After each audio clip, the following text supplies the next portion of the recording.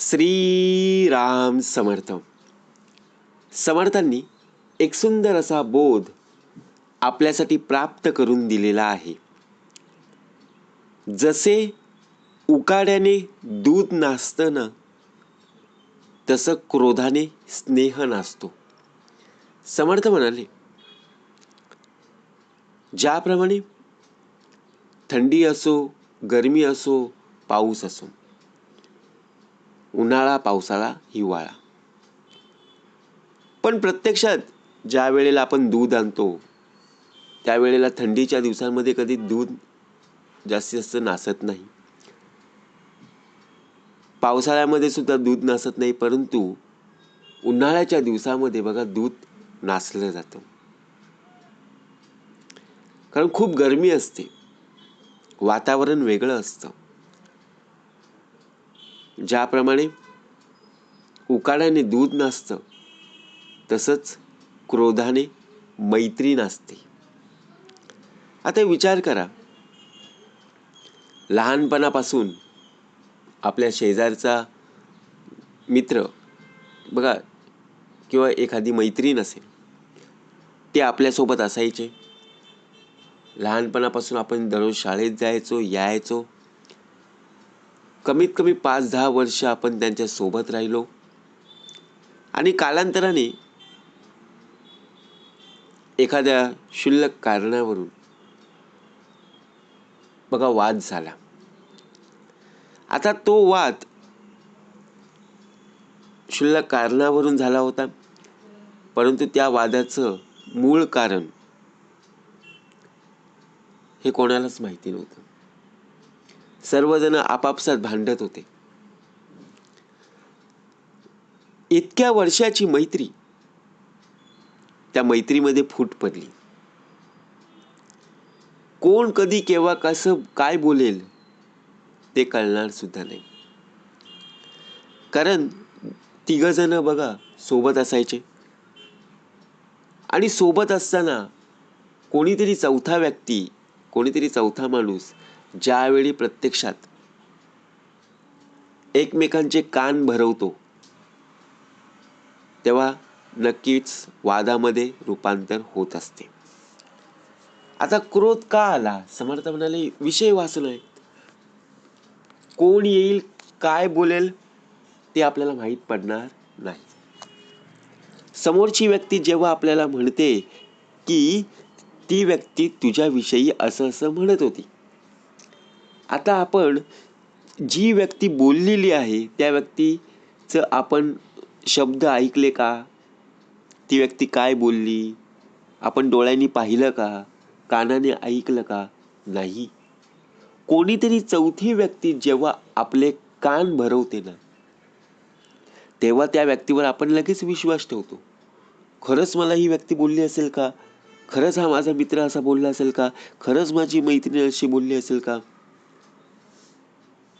आपण इकडे तिकडे बघा विचार न करता सरळपणे वाद, भांडण बघा प्रत्यक्षपणे भांडणाला सुरुवात करत असतो. अहो, इतक्या वर्षापूर्वीची मैत्री, त्या मैत्रीचं संपूर्णपणे वादात रूपांतर झालं. का भाग दिला? कारण प्रत्येकाच्या आयुष्यात आहे ना, अशी माणसं पाहायला मिळतात, स्वतःसोबत कोणी काही बोलत नसेल तर दुसऱ्यांच्या आयुष्यात सुद्धा अशी माणसं येतात की त्यांच्याविषयी सुद्धा बघा क्रोध कसा येईल, मत्सर कसा येईल याविषयी ते प्लॅन करत असतात. आपण समजून जायचंय की कोणतीही व्यक्ती जेव्हा आपल्याला सांगायला येते तेव्हा त्या व्यक्तीवर विश्वास न ठेवता आपण स्वतःच्या कानाने ऐकलं पाहिजे, डोळ्यांनी पाहिलं पाहिजे, त्यावर विश्वास ठेवणं गरजेचं आहे. म्हणून समर्थ म्हणाले, उकाड्याने दूध नसतं, बरोबर आहे. तसंच क्रोधाने स्नेह नसतो. ज्याप्रमाणे सकाळपासून उत्तम असं वातावरण होतं घरामध्ये, पण घरामध्ये एक कारण असं झालं की प्रत्यक्षात वादामध्ये रूपांतर झालं. प्रत्येकाच्या मनामध्ये क्रोध उभा राहिला, मत्सर उभा राहिला. कशावरून? ते टीव्हीचा रिमोट. कारण बघा, प्रत्यक्षात बाबांना बातम्या बघायच्या असतात, आईला सिरियल बघायची असते, मुलाला मॅच पाहायची असते, आणि बघा मुलीला सिरियल पाहायची असते. आता टीव्हीचा रिमोट एकच आहे, टीव्ही सुद्धा एकच आहे, माणसं चार. आता वाद होणारच ना. पण प्रत्येकाने जर समजून घेतलं, समर्थ मंडळी, हा भाग या देहाचा चालू आहे. तुम्हा सर्वांना नमस्कारात, कारण तुम्ही सर्व ज्ञानी मंडळी आहेत. या देहाचा भाग चालू आहे. या देहाच्या घरामध्ये ज्याप्रमाणे सर्वांना टीव्ही पाहायची आहे, परंतु टीव्ही पाहत असताना त्याच वेळेला सर्वजणांना बघा प्रत्येकाचे आवडते कार्यक्रम पाहायचे.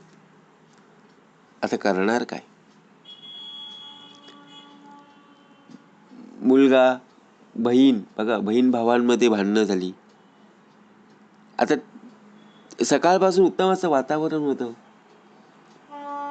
परंतु क्रोधाने मैत्रीचं नातं तुटलं जातं, बहीण भावांचं नातं तुटलं जातं. याचं प्रत्यक्ष उदाहरण, भाऊ बहिणीमध्ये जेव्हा वाद झाला तेव्हा बघा रिमोटवरून वाद झाला. मग तसंच असतं ना, आपल्या आयुष्यात कधी वाद होता कामा नये. त्याचं कारण का? कारण प्रत्येकाला कारण सांगून बघा त्या कारणाचा उपयोग काय हे कळलं पाहिजे.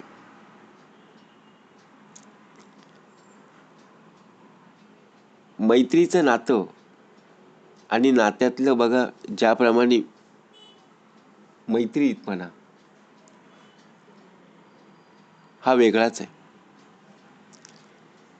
म्हणून समर्थ म्हणाले, क्रोध नसावा, मत्सर नसावा. प्रत्येकाला राग येतो,